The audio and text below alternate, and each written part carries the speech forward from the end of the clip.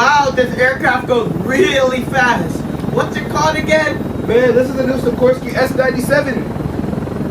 Give me that. Hello, sir, can you hear me? Yeah, what's up? Okay, I was just curious as to who Sikorsky is. I always hear the name of the company. I don't know anything about it. Are you serious? You don't know Igor Sikorsky? You guys No, heard of this? I haven't heard of him, no. You want me to tell you the story real quick? Yeah, sure, why not? Wow. For over the past century, the world had seen an unprecedented and substantial change in the world of flight. Arguably, it had all started with the Wright brothers. In 1903, Orville and Wilbur Wright were responsible for creating the world's first fully functional, successful airplane. It was called the Wright Flyer. This moment in history laid the pathway for a new and advanced level of transportation, and for other people to contribute to improving flight. One man in particular was inspired by the Wright brothers to find a career in aviation. Igor Ivanovich Sikorsky was born in Kiev, Russia, from where he migrated to Connecticut. He would be the man responsible for the creation and establishment of the famous aircraft manufacturing company named after himself, Sikorsky.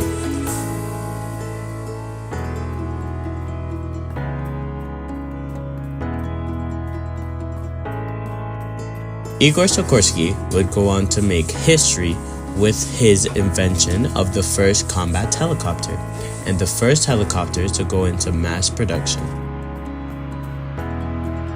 We'll tell you about this and more soon, but first, let's get to know a bit more about Igor Sikorsky, his early life, his inspiration, and his accomplishments.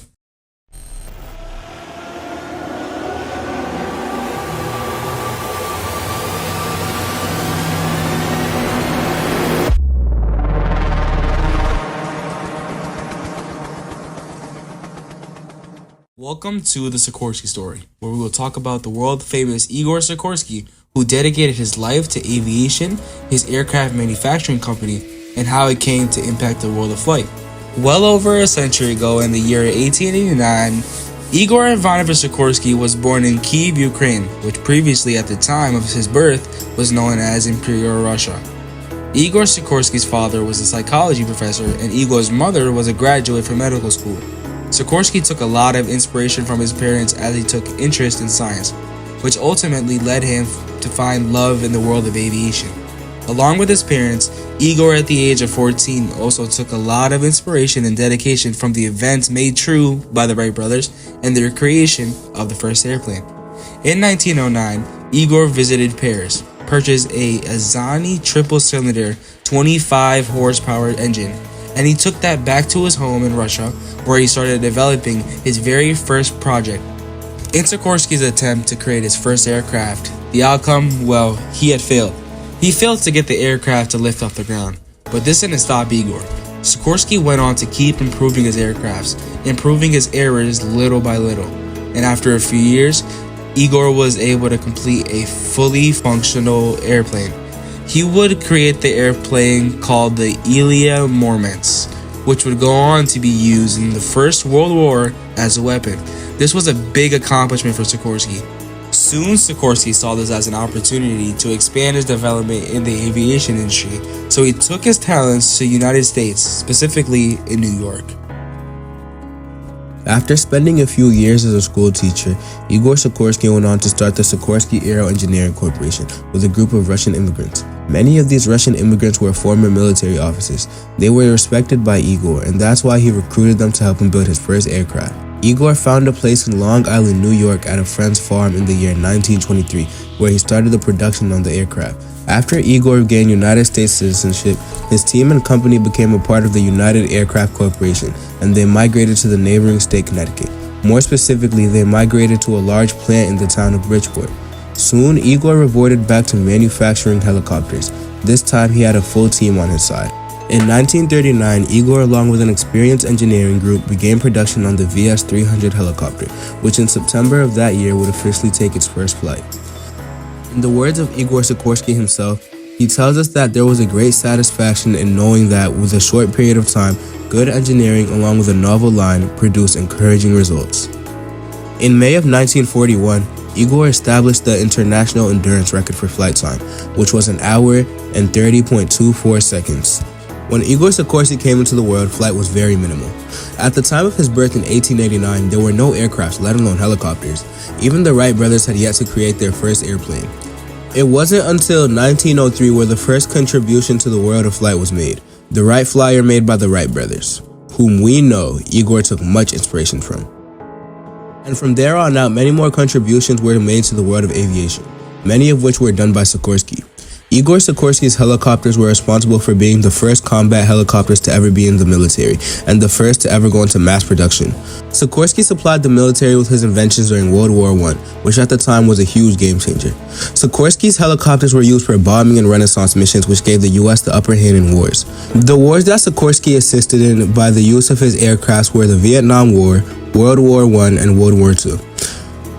In addition to being a positive asset in helping America win the wars, this invention created the future problem fixers. Instead of having to drive to the hospital, you could get a hospital helicopter depending on the severity of your situation. The invention of the helicopter was great. It made life a lot easier.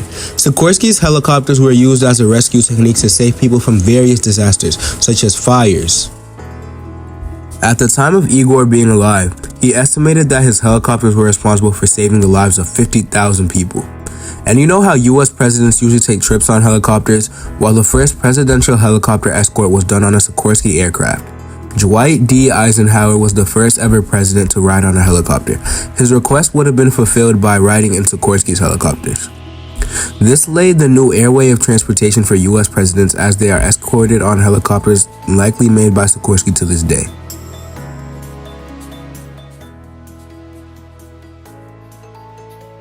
According to the recognized aerotechnical tests, the Bumblebee cannot fly because of the shape and weight of his body in relation to the total wing area. The Bumblebee doesn't know this, so he goes ahead and flies anyway.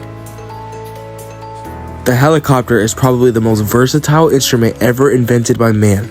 It approaches closer than any other fulfillment of mankind's ancient dreams of the flying horse and the magic carpet. If you are in trouble anywhere in the world, an airplane can fly over and drop flowers, but a helicopter can land and save your life.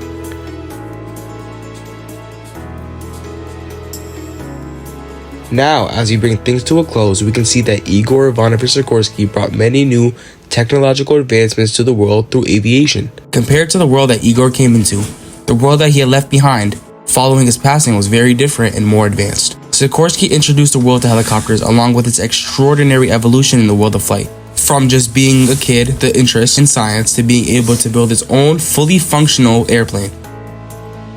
Then taking his skills to the next level, inventing the helicopter, coming to America, and creating what is now one of the biggest aircraft manufacturing companies in the world. Sikorsky.